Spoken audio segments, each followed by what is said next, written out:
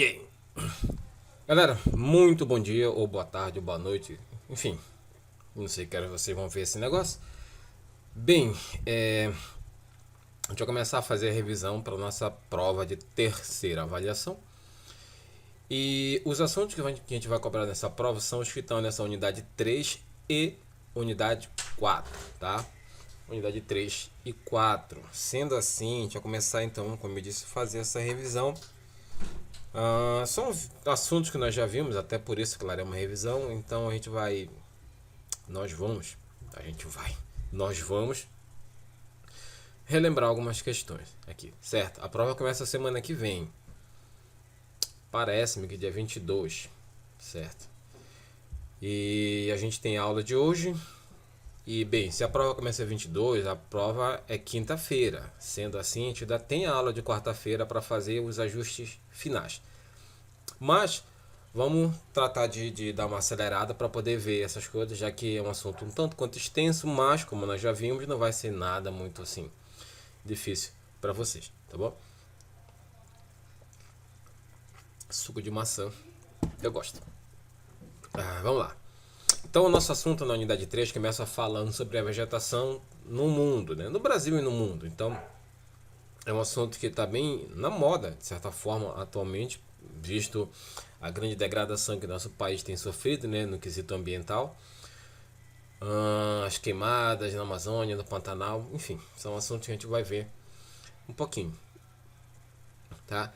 Primeira coisa que a gente vê aqui é essa distribuição da vegetação na superfície terrestre. Percebam, como eu já disse lá atrás nas aulas do passado, que o tipo de vegetação ele é mais ou menos o mesmo nas faixas terrestres que estão ali com territórios em comum. Por exemplo, essa faixa aqui, ó, percebe que o tipo de vegetação que tem aqui nos Estados Unidos e no Canadá, nessa parte mais ao norte, é o que tem aqui também, certo? A gente sabe disso pela cor, quando a gente compara com a legenda aqui, ó, tá? Tundra, ok? Perceba que, ó, nessas partes mais aqui, ó, a gente tem a presença das estepes, certo? Aqui, ó, das pradarias, no caso, né? De desertos também. Perceba que nessa faixa aqui, ó, a gente tem a presença das florestas equatoriais e tropicais, olha, ok? E aqui também, tipo, deserto. É deserto.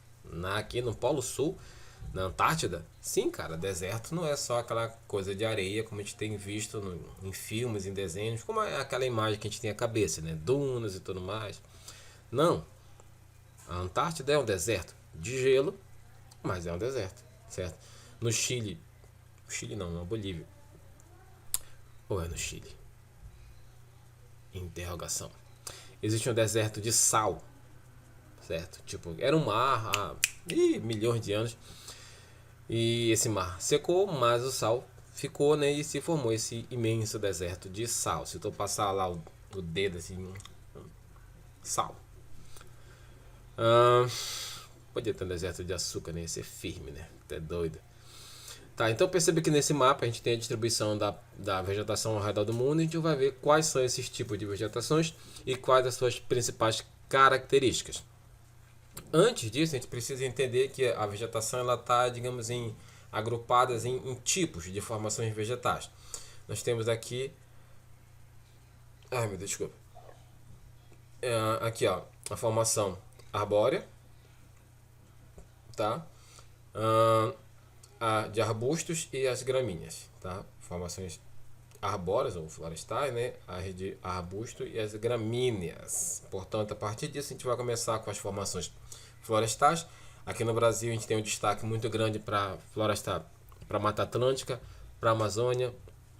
Nós temos também no sul do país a mata de araucária, tá? São exemplos dessas formações mais arbustivas, né? Arbóreas, tá? Estou percebendo essas fotos aqui. Isso aqui ainda é Indonésia e aqui na Mata Atlântica. Se a gente começar a comparar esses dois tipos de formação vegetal, apesar de serem de lugares bem distantes, tipo praticamente eles estão em lados opostos do planeta, eles são bem semelhantes por conta do que eu falei agora há pouco. Né? Elas ocupam mais ou menos a mesma faixa no planeta. Cara, eu vou dar uma acelerada porque é muita coisa.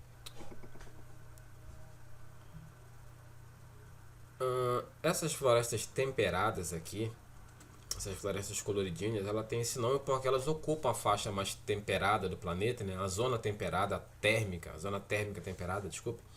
E tem esse nome porque é uma região que ocupa, que tem como característica a definição muito precisa das estações do ano. Ou seja, lá a gente consegue precisar quando é inverno, quando é verão, quando é outono e quando é primavera. O clima muda e a vegetação acaba se adaptando a essas mudanças também, tá? O clima muda não, o tempo muda, né? E a vegetação se adapta a essas mudanças. Digo isso porque, olha, aqui você tem esse tipo de vegetação toda coloridinha, folhas amarelas, verdes, vermelhas, marrons, enfim. Isso aqui denota a primavera, ok? A primavera, ela fica nesse aspecto bem colorido e tudo mais. Quando a primavera vai se encerrando e chega o outono, tá? Desculpa, o verão, tá? Funciona assim. Inverno, primavera, verão, outono, inverno e volta de novo, tá? Então, quando a primavera vai se encerrando é porque o verão está chegando. Quando o verão chega, essas árvores que estão aqui, ó, nesse coloridinho e tudo mais, elas vão se tornar um verde bem claro. Não, é aqui mesmo. Tô falando bobagem já.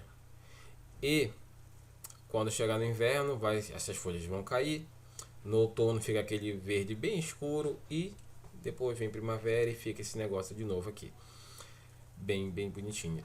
São formações vegetais que tem essa característica de ter essas folhas caducifólias, ou seja, são essas folhas que caem durante o inverno, né? As folhas, os galhos, né?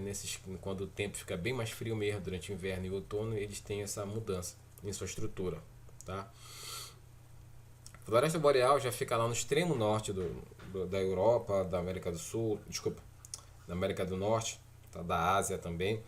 E é essa vegetação típica dos pinheiros que a gente vê, né? Aquele pinheirinho de Natal, né? Aquela bem característica. Tem disso daí. E essa floresta boreal tem esse nome porque boreal é um dos sinônimos, por assim dizer, de norte. Tá? Boreal acima, norte, austral ao sul, abaixo. É por isso que a Austrália tem esse nome de Austrália. A Austrália tem esse nome porque é um território que fica bem ao sul, né, do mundo.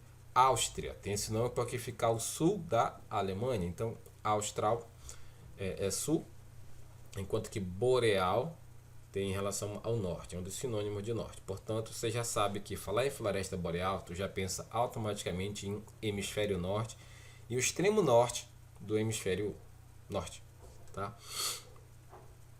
Aqui a gente tem neve quase o ano inteiro. Praticamente é um local bem frio. Quase, eu disse. Nas formações arbustivas a gente vai ter árvores também, só que já em menor porte, em menor quantidade, a gente vai muito mais espalhadas. A savana é um exemplo claro disso. Já mostrei fotos para vocês em vídeos passados de como a gente tem vegetação, a gente tem parte da savana. Essa aqui é uma parte bem aberta, mas existem mais árvores. Só que elas são, como eu disse, de um porte bem menor. Na formação anterior, existem árvores de 60, 70, 80 metros, até mais.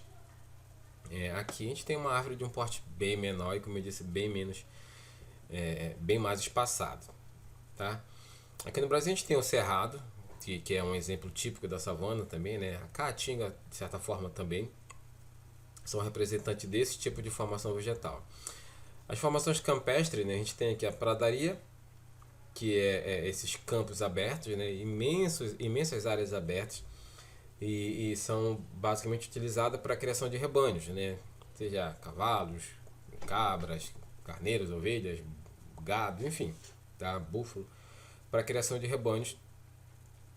Até pela facilidade, né, o capim tá aí já, né? Não precisa nem plantar, não precisa fazer nada, é só deixar o gado, o rebanho nesse caso, andando e tomar cuidado para que eles não fujam. Ai, meu Deus. Formação do deserto. No deserto, como eu disse, a gente tem que acabar com essa ideia de que deserto é só areia, dunas, vento e aqueles esqueletinhos lá, né?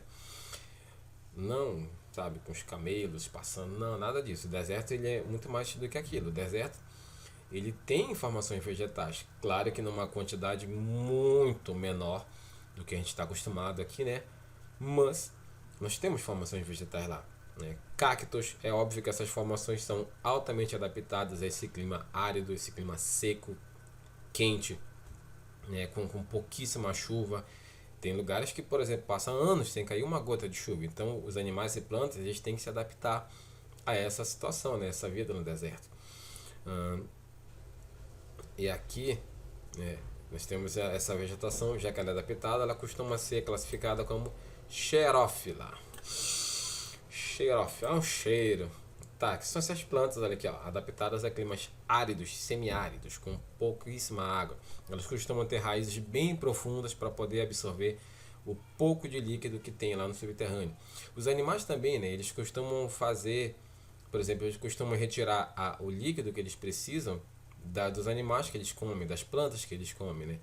Então, é todo o ecossistema adaptado a essa situação, né? A esse clima extremo. Isso aqui nós já vimos. A vegetação brasileira, a gente vai começar a falar dela agora. Olha. Vamos falar das formações campestres, tipo, olha, no Marajó, aqui, ó, campos, essa corzinha aqui, esse lilás, esse roxo, não sei o que, enfim. Ó, perceba que bem aqui a gente tem um pouquinho. Aqui no Marajó também, aqui no extremo norte, no Amapá, ok? E a gente tem aqui, ó, na região amazônica, toda essa região norte aqui, ó, que eu estou circulando com o mouse, a gente tem que entender que nós não temos apenas floresta amazônica. É claro que ela é a maioria, ela ocupa um espaço enorme. Mas a gente tem também outros estratos, outras formações vegetais, certo? Eu falei dos campos aqui, ó, Amapá e Marajó. Nós temos aqui a formação de cerrada aqui em outros estados, Roraima, Rondônia, Amazonas, Pará, certo? A gente tem aqui, ó, a vegetação litorânea aqui no Amapá, no Marajó, no Pará. Essa vegetação que fica bem próxima aqui do oceano, fica margeando o oceano. Então, ao contrário do que muita gente pensa, e mesmo a floresta amazônica, a gente tem que lembrar que nós temos dentro da floresta amazônica, mesmo propriamente dita, nós temos as 3 formações vegetais também que compõem juntas o que a gente chama de floresta amazônica. No caso, que é a vegetação de terra firme, aquela que fica, digamos, o ano inteiro seco, chove, claro, molha, mas ela não alaga. Nós temos a vegetação de várzea, aquela que fica parcialmente alagada em determinada época do ano, né, no período das chuvas. E nós temos a mata de igapó, que é aquela que fica permanentemente alagada. Tá? Não importa se está chovendo muito ou chovendo pouco, ela fica permanentemente alagada. Obviamente que nos meses de chuva o nível da água sobe, ela fica muito mais alagada, mas quando chega o verão amazônico, que as chuvas diminuem bastante seu ritmo, continua alagado lá. Então percebam que mesmo a floresta amazônica, ela não é apenas uma coisa só, ela é bem diversa, ela é bem, digamos, rica nessa variedade tanto de animais e plantas, e por isso que é tão importante preservar esse ecossistema, porque várias pesquisas já mostraram pra gente que a floresta ela tem um valor infinitamente maior, um valor econômico mesmo, já que essas queimadas são feitas tendo como desculpa o progresso, o desenvolvimento, né? A floresta amazônica ela é infinitamente mais valiosa, economicamente falando mesmo, em pé, preservada, do que destruída. Né? E cabe a nós e a vocês também, né, essa geração que a gente está atualmente, lutar para que a nossa floresta continue para as gerações futuras, né? Até e para o bem dessa geração que está presente, o nosso bem. Né? Queimar a Amazônia acaba fazendo mal para todo mundo, principalmente para a gente que vive aqui. Por isso que é importante a gente estar atento a essas coisas.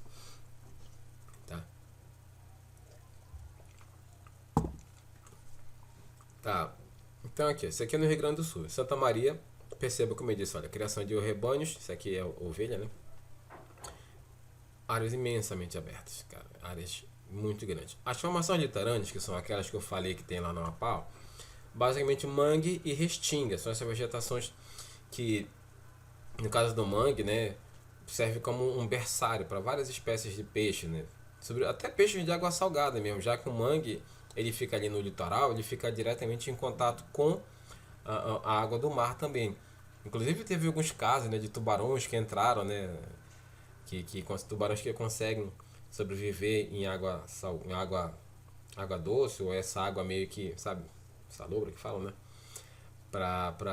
Eles vêm pra ter seus filhotes e acabam ficando por ali, né? Já teve caso de tubarões atacando as pessoas e tal. Pegaram um aqui em Cametá há um tempo aí. Então, fica esperto quando tu estiver naquele garapé, tomando banho, pensando, acho que eu pisei no negócio. De repente é um dente de tubarão te devorando lá. Tomara que não, né? Mas vai saber. Aí a restinga é essa vegetação que fica ali na beirada de praia. Aqui a gente não vê tanto isso aqui em Cametá, que eu digo, porque a gente está longe do oceano, bem longe mesmo, mas nos litorais, sobretudo ali na beirada do Oceano Atlântico, né? A gente vê muito isso daqui, essa formação de restinga. Essas formações complexas são essas formações que têm ali, digamos, elementos de mais de um tipo de formação. Por exemplo, o cerrado, ele tem parte o Pantanal também, a mesma coisa. Tem parte de vegetação que é arbustiva, tem parte de vegetação que é de gramínea, tem parte de vegetação que é arbóreo. Então é meio que uma salada de coisas, né? E são árvores que estão, vegetação de modo geral, adaptada. Olha, eles têm esse tronco retorcido porque assim é muito mais fácil essa árvore preservar líquido no seu interior. Aqui é muito quente no cerrado. Então, se é muito quente, toda e qualquer gotinha de água é valiosa. Logo, essa árvore, ao ter esse formato assim, todo torcido, ter casca grossa, ter folhas pequenas, ter, em muitos dos casos, espinhos, tudo isso é uma adaptação da natureza para que essa árvore consiga segurar no seu interior o máximo possível de líquido para que ela não fique perdendo líquido e automaticamente meio que desidratando, né? Vamos dizer assim. Mas perceba que árvore, capinzal, em algumas áreas tem gramíneas, então é complexo por isso, é bem misturado. A caatinga, de certa forma, também um pouco menos complexo, né, que o cerrado, mas é um ecossistema muito rico. Tá? A caatinga é localizada no sovaco, mentira, no Nordeste, e na zona do sertão, certo? Não é em todo o Nordeste. Aliás, é bom que a gente fale sobre isso. Do mesmo jeito que a região norte não é só Amazônia, o Nordeste ele não é só caatinga. O Nordeste ele tem, na verdade, uma variedade de vegetação bem grande. Tu tem a caatinga, tu tem parte do cerrado, tu tem ali restinga, tu tem a vegetação litorânea, manguezal, sabe? Mata Atlântica. Então é um mosaico de formações vegetais muito grande e que confere a essa região, né, uma riqueza ambiental enorme, gigantesca, diria até incalculável. Tá? E essa parte aqui da Caatinga fica no Nordeste, mas ela fica restrita à zona do sertão nordestino, que é justamente a área onde sofre o mais com a seca, com a falta de chuvas, e por isso a vegetação, olha, cactos, né, adaptada a esse clima bem quente e seco. O Pantanal, basicamente o que eu falei sobre o Cerrado vale para o Pantanal. Uma vegetação que é exuberante, que tem sido destruída num ritmo assustadoramente rápido, sabe? Está acelerando cada vez mais esse processo de destruição que é criminoso. No Pantanal não é sem querer, não é por acaso, é um processo criminoso. E a gente lamenta muito por isso, porque é um ecossistema riquíssimo mesmo, que está sendo destruído em nome da ganância para abertura de pasto para gado e para plantação de soja. Quer dizer, talvez daqui a algum tempo, quando não tiver mais Pantanal, as pessoas comecem a pensar, tipo, acho que a gente não deveria ter destruído o Pantanal. Só que aí já vai ser tarde. O planeta ele já sofre hoje com esse processo de destruição e vai sofrer ainda mais quando esse processo for finalmente terminado, porque essas pessoas que estão destruindo a floresta, eles não descansam, eles não vão parar um segundo enquanto eles não conseguirem seus objetivos. E é por isso que a gente não pode também descansar dessa nossa luta para manter a floresta em pé.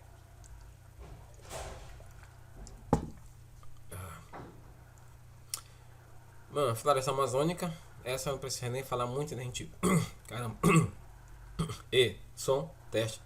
Peraí, deu um bugzinho aqui. Tá. A floresta amazônica a gente não precisa falar muito porque a gente vive aqui, certo? Está ao nosso redor, nós estamos nela. Então a gente tem uma facilidade de compreender esse nosso ecossistema. Mas, mesmo assim, a gente tem uma floresta que tem como característica uma copa muito fechada, é a floresta densa, úmida, quente e uma riqueza ambiental valiosíssima. Para vocês terem uma ideia do que eu estou falando, quando eu digo assim de valores, hoje os Estados Unidos são a principal nação do mundo, né, economicamente falando, militarmente, politicamente, enfim, eles são ali o Zika das galáxias. Mas, se todo o potencial financeiro da Amazônia fosse utilizado, tipo a produção de remédio, de cosméticos, enfim, se todo o potencial da Amazônia fosse utilizado em favor do Brasil, existem estudos que afirmam que em 20 anos, 30 talvez, nós seremos a nação mais rica do mundo. Nós, não os americanos, não os estadunidenses, nós. Mas aí existe uma série de fatores que não colaboram para que isso aconteça. E aí acaba meio que não acontecendo, tá? Um dia vocês vão entender do que eu estou falando. Essa vegetação, Mata Atlântica, Mata dos Caucásios e Mata de Araucária são tipos de formações florestais, só que eu quero falar um pouquinho dessa Mata dos Caucásios, porque ela é o que nós chamamos de zona de transição, ou mata de transição, por assim dizer, vegetação de transição. Transição significa mudança, então a Mata dos Caucásios, ela marca, na verdade, a mudança entre a floresta amazônica, que está aqui na região norte, e a caatinga, que está no sertão nordestino, tá? Então, você não pode simplesmente ter formação de floresta amazônica aqui, aí de repente para e começa a caatinga, não dá. Então, você tem assim a floresta amazônica aqui, aos poucos a floresta amazônica ela vai mudando o seu formato, a vegetação, vai mudando o clima, vai mudando características ambientais, né? Elas vão mudando, a vegetação vai ficando diferente, ela vai se mudando até que ela chega num ponto onde nós já conseguimos identificar claramente a caatinga. Então a Mata dos Caucásios ela é um tipo de vegetação de transição, ela marca a mudança entre um ecossistema, entre um tipo de formação vegetal e outro tipo, nesse caso a caatinga, certo? E essas araucárias aqui são pinheiros, um pouquinho diferente daquele tradicional que a gente está acostumado, né? Fica na região ali do Paraná, de Santa Catarina, principalmente no Paraná.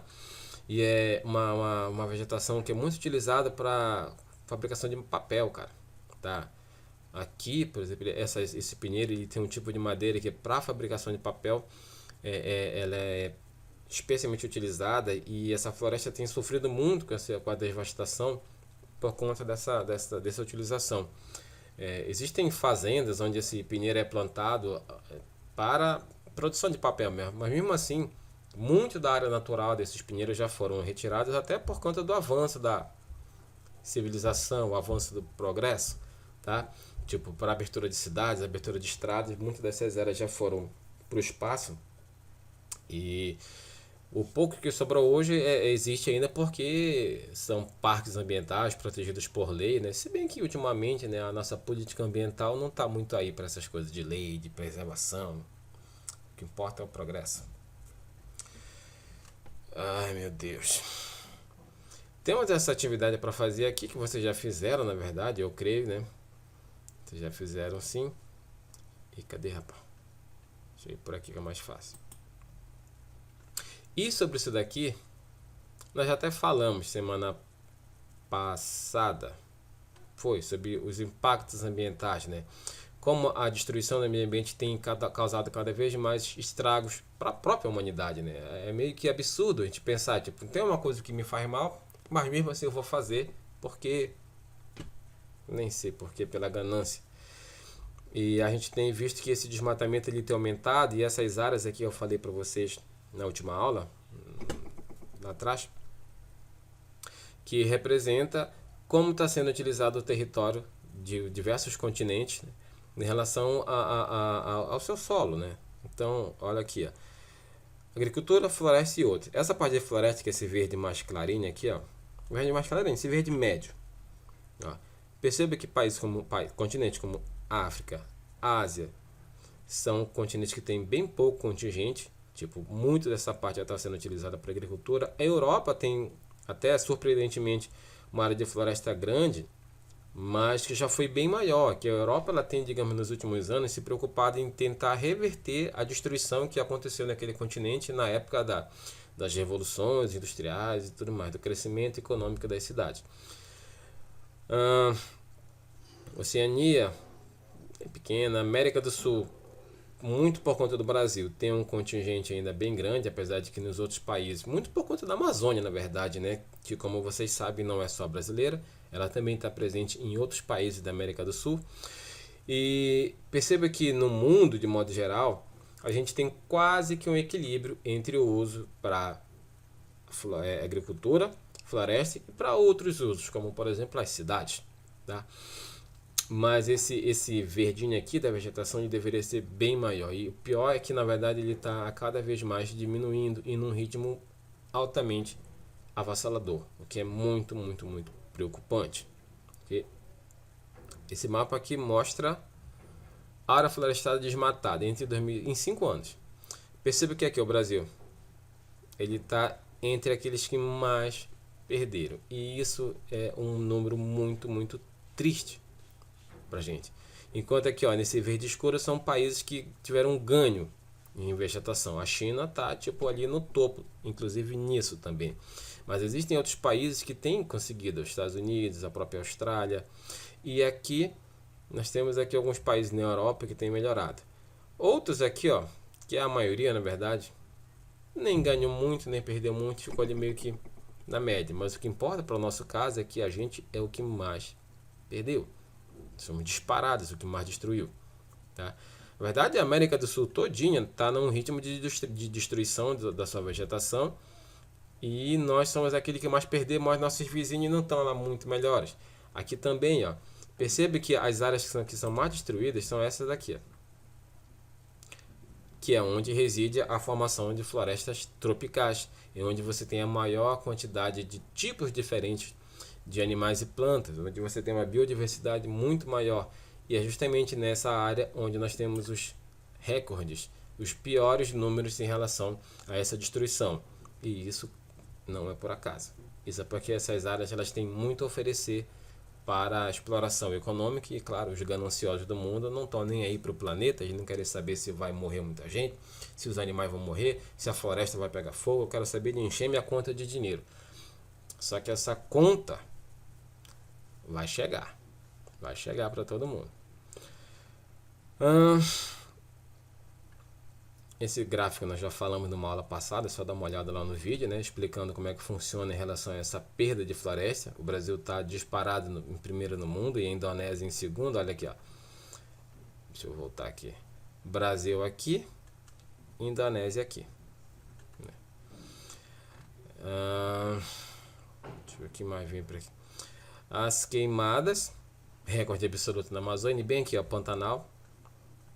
Aqui no Cerrado também, porque aqui nessa área do centro do Brasil, no Brasil Central, nós temos o principal foco de criação de gado e plantação de soja. E obviamente que para plantar soja você precisa de áreas imensas para plantação. Para criar o gado, essas pessoas também querem áreas imensas, apesar de não precisar. Logo, o Cerrado sofre muito com as queimadas que acontecem naturalmente, tá? Existem queimadas que surgem naturalmente por causa do calor, por conta de algum raio que cai na floresta. Isso é possível. Só que o que a gente percebe é que na maioria das vezes esse incêndio não é natural, ele é criminoso, o que faz com que a gente tenha números como esse. 986.185 hectares destruídos de forma criminosa só em 2017. Só em 2017.